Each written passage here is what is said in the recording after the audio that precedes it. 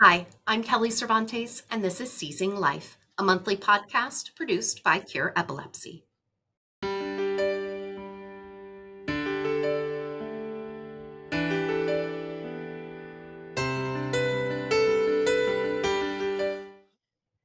This month, I'm excited to welcome Stanzi Potenza to the podcast. Stanzi is a comedian and actress who has created several successful sketch video series on YouTube and TikTok, and is the host of the podcast, What Fresh Hell Is This?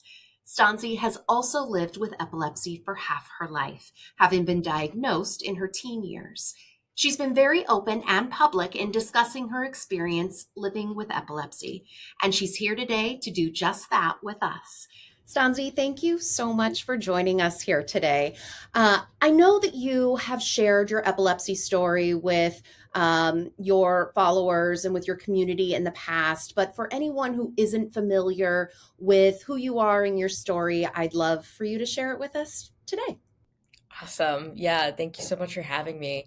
Um, I started having seizures 15 years ago, which is crazy to think about because I'm 30 now, so it's been like half my life. Um, I was like a freshman in high school, and it was Spirit Week, and I was getting ready for school one day, and I had woken up earlier that day than I had probably in like previous weeks because I wanted to like make sure that I was getting ready for Spirit Week and I had everything put together and stuff. And I just remember I was like putting on clothes, I was putting on pants. And then I think maybe I just felt a little lightheaded or something. So I went to go sit down, and that was like the last thing that I remember was going to sit down in this chair. And then when I woke up, my sisters and my mom were all sitting around me, and they looked really scared. Like their eyes were just like they had these really concerned looks on their faces. And my mom, I was kind of like, what? And she was like, we called an ambulance. And I was like, why? Like, why would you do that? And they were like, you were slumped over on the chair, you were like foaming at the mouth, you weren't being responsive. And I was like, I'm fine, I'm just tired. And my mom was like, we've had this conversation like three times already. And I was like, what? And I was really overwhelmed. And then like in come the paramedics. So they walk in, they start asking me questions, the typical questions that they'll ask you when you're having seizures. So what day of the week is it? When's your birthday? What's the date? Um, and I had gotten all of those questions wrong that I thought I was answering correctly, except for one where they asked me who the president was, and very aggressively I had said like Barack Obama, and they were like, "Oh, okay." She got that one. She was not gonna forget that. So I got that question right. I got all of the rest of them wrong. And then they got me in the ambulance. And that's when they realized that I was not, in fact, okay, because my blood pressure and my heart rate were like through the roof. And they were like, oh, this is not normal. So I went to the hospital, and then they told me that I had a seizure. We still, like, at that time, we weren't really sure what was going on, but we knew that I had a seizure. So that was kind of how all of this started. So you go to the hospital, and they tell you that you had a seizure. Do they tell you anything else after that initial seizure? Not really after the first one. They knew that I had a seizure, but they were like, we don't really know why this happened. It's also like hard to, like, once you have the seizure, it's over. So it's kind of hard to even like get information from that specific seizure. Cause I was like fine after that. Like I was in the hospital, I was tired. Um, and so they were like, well, you had this is not normal, obviously. So now we have to like do all these tests. So for like the rest of that year, it was a lot of me and my mom waking up. Also, my mom was like so amazing during this time. She took off like so much work and was just there for like that entire journey and always has been. So like it was just me and my mom getting up pretty early in the morning and stuff, and like her taking off work and me taking off days of school so we could go to the hospital and do all these tests that I needed to get done. And they had kind of explained like there was probably like two major things to check for, which was like epilepsy but also like brain tumors. So I had to like get MRIs, um, and then EEGs. So it's just a lot of these different tests that I would have to go and get done, different like blood work stuff, just like a bunch of different tests that I would have to do. The MRI, obviously, like that came back fine, but then the EEGs came back abnormal, which is like pretty much as much information as I got from that. We had like finally seen a neurologist who kind of came back and was like, yeah, you have like abnormal brain waves. You probably have some sort of seizure disorder, but that was kind of like it. We didn't really get a whole lot of information after that. And during that time period, you didn't have another seizure, which also sort of um, bizarrely complicated matters as well. Well, you're certainly hoping you don't have another seizure. That also means that there isn't any more data to look at. So, how long after that initial seizure was it until you had your next seizure? It was probably it was like a year and a half. So it was like a good chunk of time where like nothing was happening. So much so that like I even remember my mom like sitting me down being like she was like, "You don't have epilepsy," because I had said to someone like that I had epilepsy. I was like, "Well, I mean, that's they told me that I had these like abnormal brain waves and that I probably had a seizure disorder. I didn't get official diagnosis or anything, but like I think I already knew. I was like, I'm this is yeah." But like we'll see. And then we did a year and a half later. And it was another thing where it was like I was late. It was like a late night thing that I was at, and then I just woke up one morning. And this was like for this one, I actually started to get the aura a little bit, like right at the beginning. So I kind of felt it coming on. And yeah, I woke up, went to the hospital again, and that was kind of when we were like, oh yeah, this is like just it wasn't a one time thing. Yeah. Right. And it wasn't just going to go away either. So you start having seizures, and I understand that they start happening more frequently too. Now it's Mhm. not a year and a half in between them. How frequently were they happening? It started to happen like every 6 months, throughout like the rest of high school. And at this point, what are the doctors telling you? It's still just a seizure disorder? Yeah, we started seeing a different neurologist, who also like wasn't a good fit. He looked like the Six Flags bow tie character in all those commercials. He was like kind of a character. Um, Once I started to now have them more frequently, we were back at like more like testing. We were like, back doing more testing and stuff. So like I think I even got another MRI at some point because they wanted to do an MRI with contrast.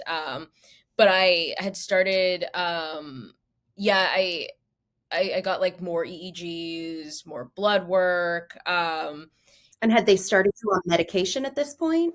Yeah, so he put me on Lamictal. Hmm. And so I was taking Lamictal for a bit while he was my neurologist, and then I had a really bad seizure when I was taking Lamictal. So we went to the ER, and then I remember talking to a nurse that was like, "Oh yeah, my daughter was on Lamictal. It made her seizures worse." And I was like, "Oh, this is not it's not what you want to hear." And it just obviously it was like not working for me. So we talked to that neurologist and he was like, "Well, we should just like stick it out and see, if it changes or something." And we were like, "I don't I don't want to do that." Yeah. I can imagine how frustrated you must have felt, you and your mother must have felt going through this, because I am sitting here frustrated for you where you don't have information and the medicine isn't working, and there's no clear answers. And now you're in college, you've gone through high school, you're having seizures every 6 months, you're on this medicine that's not working, you're on your second neurologist and you still don't have these answers, and now you're going to college, which is it's really common for adolescents to have an uptick in their seizures when they go to school because of sleep deprivation, because of alcohol, because of stress, because of all of these things. What was your college experience like? At this point, I didn't even have a neurologist anymore, and I wasn't on any medication because after the experience I had with the last neurologist, he had also put me on Keppra too. So like I was like, I don't want to be on this anymore. He was not happy with me making that choice, but I was like, I don't, I don't feel good on this, and it's clearly not working. I looked at my mom one day and I was like, I like actually want to die and I don't want to be on this anymore. And she was like, yeah, no, okay, we're done. Like Yeah. yes, we're gonna stop taking that. Cause I was also dealing with like, I had a lot of like mental health issues that I was also like concerned about. And I was like, I don't want to be on a medication that also uh like makes that worse, Negatively that impacting your mental health, which is, another comorbidity of epilepsy, unfortunately. yeah. You're having all of these signs and all of these symptoms and none of the answers. Exactly. So I was like, if I'm having them like every 6 months, I feel like I can deal with that. I feel like I'll know about the time. Like it was usually like April, May, and then like January, February is when I was like, I'm probably going to have one soon. So I was like, I feel like I can like take kind of control over this a little bit on my own. I can't deal with like feeling like a guinea pig and just being thrown on these different medications when I know that like mentally I'm not in a place where like I have the capacity to do that. But that means that like when I got to college, I was like unmedicated. I didn't have a neurologist, and it was my freshman year of college. So like another really stressful time in my life where I'm like starting a new school again, and it's this whole like life changing a new chapter of my life. And then I made the very poor decision of taking all morning classes. I was taking a morning class every day, and I was like, it shouldn't be too bad. I mean, I'm coming from high school where I was also taking morning classes, and it was just not the same experience. Part of the reason why I did that is because I wanted to be able to um, work. I wanted to like be able to work in the morning and then go to school. And then I was a theater major, so like I needed my evenings free so that I could do rehearsals and stuff. So I wanted to get everything out of the way in the morning, which was a terrible idea because sleep deprivation is like my biggest trigger. So I that first year of college, I had a seizure every month. Ugh. My Yeah. like my mama heart is like so, and because I'm like knowing that you don't have a doctor, knowing that you're not on medication, I'm like the SUDEP risk is so high and it just makes me so nervous for you. And it makes me so angry that you weren't getting the care that you needed, and that I'm like, that's a really really scary place to end up and to feel like that was your best option. What did it take for you to get that diagnosis and to find that right doctor? Yeah, it was really rough. And luckily I was still living at home at the time because I went to a commuter school in Boston. So I would just commute with my mom in the morning to go to school. So she was there for like pretty much all of that. And she felt like awful. It was definitely very traumatizing for her. Because every time I would like wake up in the morning, she would know like it was usually between like the first like 30 minutes of me waking up is when she would that would be kind of like the period. It's like I'm either gonna have it or I'm not. Um, and so like she was always on alert. Every time she would hear me wake up, and she says it all the time. She's like, every time I would hear your alarm go off, I was just so nervous. And if I like yelled out to her or something, even if it was just something normal, she would like fly out of the room and be like, what?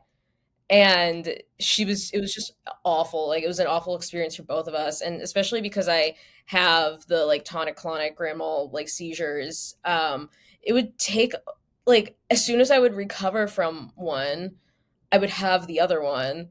And so it was just constant. I was like never able to like fully like heal from the last one. No, And and so like the bruises and the sore muscles the and like if you biting get your down on my tongue. tongue, Yes, yeah, I would yes. have like these like gashes basically like on my tongue and my like mouth, and they would start to heal, and like the swelling would go down, and then it would just be like I would be hit with another one. And so it was just I was never like able to heal. And then there was one day after I had one like early in the morning. I was getting ready for school. I woke up on my bathroom floor, and my mom was there like right next to me, and I remember looking at her, and I was kind of like, I can't do this anymore. I was like, I don't have like, I'm not capable of like handling this on my own without any help. And that was like when we made the decision to start going, and finding like a new neurologist. Hi, this is Tasia from Cure Epilepsy. Since 1998, Cure Epilepsy has raised over $100 million and funded more than 300 epilepsy research grants in 19 countries. Learn what you can do to support epilepsy research by going to cureepilepsy.org. Now back to Seizing Life.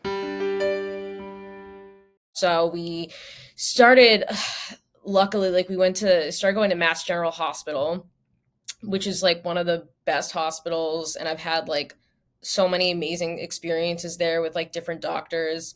Wow. So we started going there. We met a neurologist there who, she was a pediatric neurologist. Her name was Catherine Chu. And, but I hadn't aged out yet. So I was still fine to go see like a pediatric neurologist. And she was just like an amazing person. I mean, she changed my life. Like I'm almost like overwhelmed like talking about it because like she had such a huge like I mean she probably saved my life. You could tell like she really threw herself into trying to figure out exactly what was going on with me. So we started doing all those tests again. And then based on her findings, she was like, well, like you have epilepsy, like you heard it here. And we were like, oh, finally, someone finally told us like exactly what was going on. And then we started going from there, like going and trying to find treatments and like going into depth with my diagnosis, like what type of epilepsy, like what's the best medication. And she was great because there were medications that she put me on that I did not like. Like she put me on one called clobazam, and I hated it. It was really like I don't know what it gave me like these really bad migraines. And as soon as I like told her about it, she was like, "Okay, well, we're done. We're gonna move on to the next one." And I was like, "Okay, Yes. I love that I don't have to argue with you about this." I've spoken to so many people with epilepsy and listening to their journey to get their diagnosis. And it is so frustrating to hear that, like, even in the like 2000s, 2010s, we're still struggling to get these accurate diagnoses. 5 years of seizures before you get an answer and you find a doctor who's willing to work with you to find the right medications. And so kudos to you for going back and keeping trying, and to your mama for being there as a support for you. What eventually did uh, Dr. Chu, right? Mhm. What did she eventually tell you? What kind of epilepsy do you have, and what does that mean? I was eventually I did like two stays at the EMU, epilepsy monitoring unit, and then the first time they didn't really find anything. The EMU was also crazy. Like couldn't leave my bed because they are trying to sleep deprive you so that Yeah. you'll have one. I didn't end Of up course, having a you never seizure. have one when you're in there. It's yeah. Yeah. I was like, I know it's not gonna happen. And it didn't. So the first time I stayed, I was like, this is not great. But she had put me on a medication called Trileptal, which was working for a while to some degree. Like I was still having auras. So technically, like I wasn't seizure free while I was taking it. but it wasn't like I wasn't having like convulsions while I was taking it. So I was like, okay, well, it seems like this is working. And it was somewhere between like 2 to 4 years or something, maybe like 3 years. Like I was like not having them. So I was like, okay, maybe this will work. And then in 2019, I had one. And so it was back to the EMU. It was right before the pandemic. It was right before lockdown. So we did like another EMU stay. And every other doctor was convinced that I had like general epilepsy, like it was just everywhere. She was convinced that it was like local. And so we did the test and she was right. So I got diagnosed with right temporal lobe epilepsy. The good thing about that was that it like meant that I had some options. So I like did meet like a surgeon because like surgery was now on the table. So like that was like a potential option.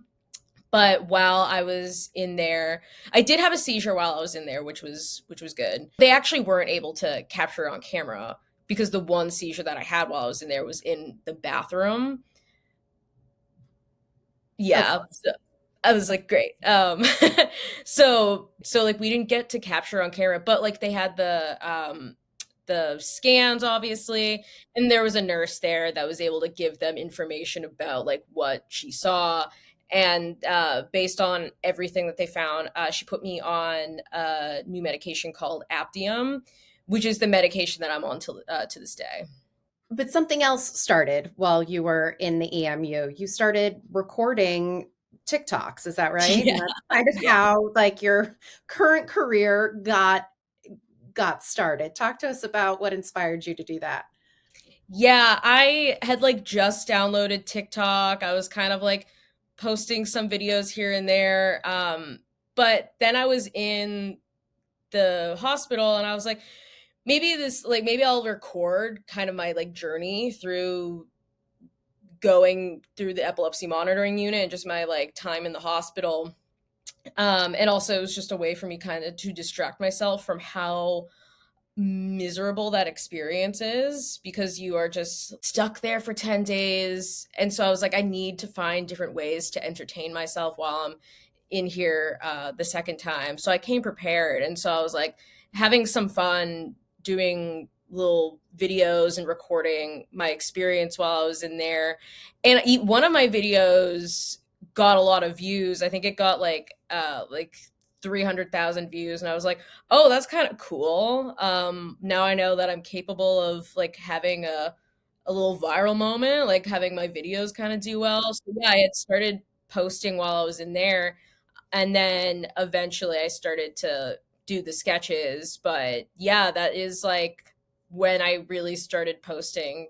First of all, I want to say how wonderful and amazing it is that you talk so openly about your seizures and epilepsy and this whole journey, because me as like a mom and a caregiver, it's one thing for me to talk about my daughter's experience. She was, her epilepsy and her seizures were so disabling. She was never going to lead a typical life. And so for me to talk about her, it wasn't risking stigma. There was no real risk to her. But when someone who is otherwise leading a typical life, whose seizures are a part of their life, but is not all of their life, when someone like you is able and willing to get out there and talk about it, I think that's when we really start to make waves and create that awareness. And so I'm just, thank you for being so open and willing to talk about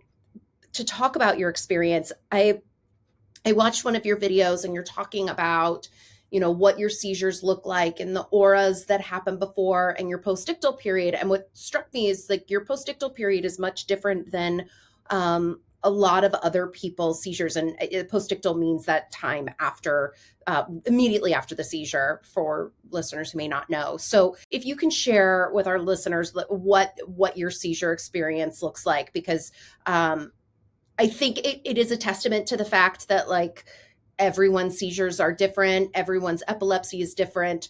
And it's not just like the causes, but even like if you were to talk to another person who had the exact same like right frontal lobe epilepsy, temporal lobe epilepsy, their seizures might not look like yours do. And so I think it's important for people to understand just how varied and different these seizures look like. So please let us share with us. Yeah, I mean, first of all, thank you. It's I it doesn't feel like a burden to me at all to like talk about my experience with these things. Like it's very much like a huge part of who I am, and I know that me talking about this has had like an impact on other people who are either dealing with this themselves or they're like parents to someone who's dealing with that. It's important for me to be able to like talk about my experiences, but I know it's also important for like other people to feel like they have someone to relate to that has those experiences, because it can be a very isolating experience. I will have like the aura, and my aura is also kind of like crazy. Like I'll it's like very I'll have like a lot of confusion and like racing thoughts. Sometimes it'll affect my vision. So like sometimes I'll see like rainbow out of like one of my eyes. It's usually my right eye where I'm like seeing just like rainbow. That'll have the convulsions. And then when I wake up during postictal, I kind of have described it before as like the seizures, you know, it's like your brain having some sort of like virus, like a computer virus or something. And like the postictal is like the brain rebooting. And while the computer is rebooting, like sometimes it takes a minute for it to download all of the information that was on it before. So when I wake up, it's like a lot of confusion, like really intense confusion. So I like don't know who I am. I don't know who anyone around me is. Like I don't recognize any of my loved ones. I don't know how to speak yet. So like anything that's coming out of my mouth is just complete gibberish. Like it's nothing's making sense. And also anything that anyone is saying to me is also not being registered as like I don't know what they're saying. And it's also combined with like really intense paranoia. I sort of have described it before as like you're going through like psychosis and like dementia like at the same time, because I don't know what's going on or like who anyone is around me, but I'm also like incredibly paranoid. So um it's like a very like primal state to be in, where I'm just assuming that everything around me is a threat even when no one is there, because I've also had them alone. But even when I'm alone, I still feel like there's someone in the house with me. And so it just it's really scary. And every time I've had one, it's been that. And I've done things like, you know, my sister, for example, my younger sister, who's seen most of the seizures that I've had, I think it was the third one that I had ever, I thought she was trying to kill me. So I was running away from her, and I ran into a wall and hit my head. And obviously, like, you know, mild concussion probably. And so I like do that. And then because I thought she was trying to kill me, I tried to jump off the second store balcony of our house at the time, because I was like, I have to get away from her somehow. So I had like a whole leg over the ledge, and she had to come over and like pull me off. And she walked me into her bedroom and basically like put me to bed, and I passed out until my mom got home, and then we went to the hospital. Terrifying. Yeah, it's really for everybody involved. It's yes, just, yeah. ugh. So I've had to give them like instructions basically on like what to do if I have a seizure around them, because I've also like I'm a danger to myself but also them, because I've tried to swing at my mom before after waking up, like, and she had to be like, whoa, because I thought she was trying to kill me. So I had to be like, you know, don't make direct eye contact with me because it feels very threatening.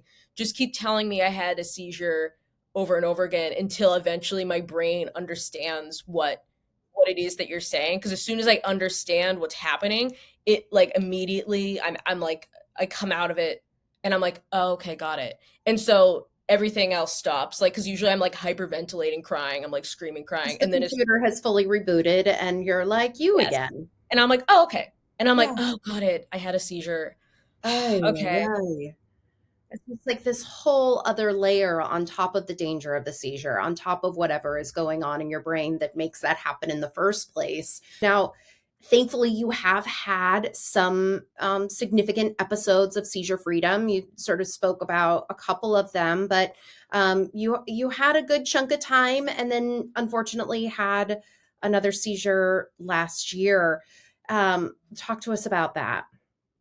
Yeah, I definitely was lucky going through some like pretty big periods of time not having them. I had a seizure. I think it was just turned 2023 because it was right before I moved to Los Angeles from New York. And I was very stressed because I was, moving across the country. I had, a lot going on. It was just a very stressful time in my life. And it was also like kind of a weird one that happened because I had gotten coffee with a friend at night, which I would never have them at night pretty much. And I came back home, ordered Wendy's. I'm like sitting on my bed, I'm like eating. And then I felt it coming on. And usually I have like at least 30 seconds to kind of be like, oh, I'm about to have one and like get myself situated. And I did not get that this time. When I came to, I was sitting against my bed on the floor, crying, like sobbing. And I was already on the phone with my mom. And she was just like, I know, like trying to like sort of soothe me. And then I'm like looking around and that's when I'm like realizing like I'd finally, brain rebooted, downloaded all information. I'm like, oh, okay, I had a seizure. I'm looking around, I'm trying to put the pieces together, what happened, because I was on the floor and I wasn't. And I look and I see that my nightstand was like all the way against the wall. So I was like, okay, so I had rolled off the bed, hit my head off my nightstand, and then fell on the floor, which is obviously really dangerous because that's like another aspect of seizures where it's like you could really injure yourself if you're not, if you don't get yourself into a safe position. So like, I like hit my head, which is like not great. And then I went like 2 years without one. Um, and then May of 2025, I was moving again. Very stressful time in my life. I was just like going through a lot and my sleep was just atrocious. Like I was going days without actually going to sleep at all. And I was really wired. And part of that was definitely because of how stressed I was about moving and like getting everything ready. And it was one of those days where I did not sleep. And so it was like 7 in the morning. And I was like, well, I'll just like stay awake and I'll do house chores and I'll just like get the house sorted and I'll just kind of get the day started early. And then I felt it coming on. And I was also like thinking about the last one that I had where I like did injure myself and it could have been a lot worse than it was. And so I was like, in my head, I was like, oh, should I try to get someone's attention or something? But it's 7 in the morning, it's Memorial Day weekend. So I'm like, no one is around. And I was standing in my apartment and I was near the front door, but I was in my apartment. And then when I woke up, I was not in my apartment anymore. I was in the garage of my apartment building and I was in an elevator and I was all the way backed up into the corner like this, like I was hiding from someone. So I kind of immediately was like, okay, let's figure what's going on. And so I'm like, I look down, I'm only wearing like a long t-shirt. I have no shoes on. Didn't have the key to my apartment. Luckily, a cleaning lady walks in like 5 minutes later. And I like go up to her and I was like, "Hi, can you let me back into my apartment?" And she was just like, "Yep." She didn't ask any questions, so she just like, yeah, I was like, yeah, I was like, Thank goodness for wonderful cleaning ladies. yeah, because So well. honestly, like based on how I looked, it probably looked like I had just wandered into the building and I wasn't I supposed to be there. I definitely like, I think I had the convulsions like in the actual garage, like, because I kind of remember going down and I was looking at my elbows and I looked at my right elbow, my right knee, and saw that they were scraped and stuff and bruised. So I was like, okay, so I must have like fallen down on this side in the garage, had convulsions, Ugh, went back to the elevator. I'm sure I was probably trying to get back to my apartment, but because I right. didn't have my key, I couldn't get Get through. access. So I was just hiding in this elevator. And it was just, I've never done anything like that before. And that was concerning because I was like, I don't, I need to make sure that if I have something like this again, I'm not wandering. That you're safe. Yeah, you have to figure all of those pieces out. But you figured so much out, and now you are, you're incredibly successful both, online and then with your stand-up comedy, and you learned how to find the neurologist that works for you. You've learned so much. What would you want other young people to know? About epilepsy, whether they've just been diagnosed or they've been living with this for years. Yeah, I mean, one of the things that came out of this for me was obviously like how important it is to find like healthcare providers that like are going to fight for you and have like a genuine interest in your health and getting you to a place where you can live like a normal life and function. And I, went through two neurologists that were not right for me. And then I met someone that really fought for me. I mean, she had like a genuine interest in like figuring out exactly like what would work for me and stuff. Yeah. So like I, meeting her was like incredible for me. And not everyone is lucky enough to find doctors that are like putting in the work to help them. And and I think some people don't even realize that they like have the option to like go and try to find someone else, which can be very difficult. It's not easy, but you have to advocate for yourself. Like, your body, what is working for you and what's not. So like advocate for yourself, especially like when you're a woman or a minority. Like that's like like an additional thing that you have to like really think about. So yeah, you have to like advocate for yourself, because I don't know where I would have been if I didn't find someone that really worked with me and like had a genuine interest in like my health and getting me better. Outside of that, you have to do other things to help yourself, like managing your stress um, and your sleep and all these other aspects of your life. But like you can do it, because there was like obviously a period of time where I didn't think I was going to be able to do any of the things that I'm doing now, but you can. And even right now, like I'm not like currently, I mean, I there are aspects of like traditional entertainment that like I do stand up and stuff, but like there are a lot of things that are, more in my control. Like if you are someone that like genuinely thinks like, man, like I don't think I'll be able to ever like do film or television or something, like you can do like the internet thing, and you can have like something which it's something that might be a little bit more within your control. Like that's a good place to start. There are other avenues to get to where you want to be. It's not impossible. And so yeah, I think don't don't give up on yourself. Lindsay, your advice is incredible, and you are incredible. And every day you are helping so many people see themselves and know that anything is possible. And so, thank you for being willing to share your story. Thank you for chatting with me. And thank you too, because moms like you make the world a better place. And like everything that you're doing now and talking about this and like bringing awareness to all of this, it's so important. I really respect it. And, I see so much of my mom in you too. And you guys are just like, yeah, like warriors. And Thank I you. really appreciate it. Thank you so much for having me on. Thank you, Stanzi, for sharing your experiences and insights. And thank you for providing such an open and public voice for those living with epilepsy.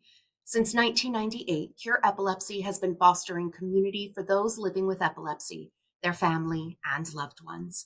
Founded by a group of parents who were unsatisfied with the status quo in epilepsy care, Cure Epilepsy has raised over $100 million to advance epilepsy research and improve treatment while leading the search for a cure. If you would like to support our efforts to end epilepsy, please visit cureepilepsy.org/donate. Thank you.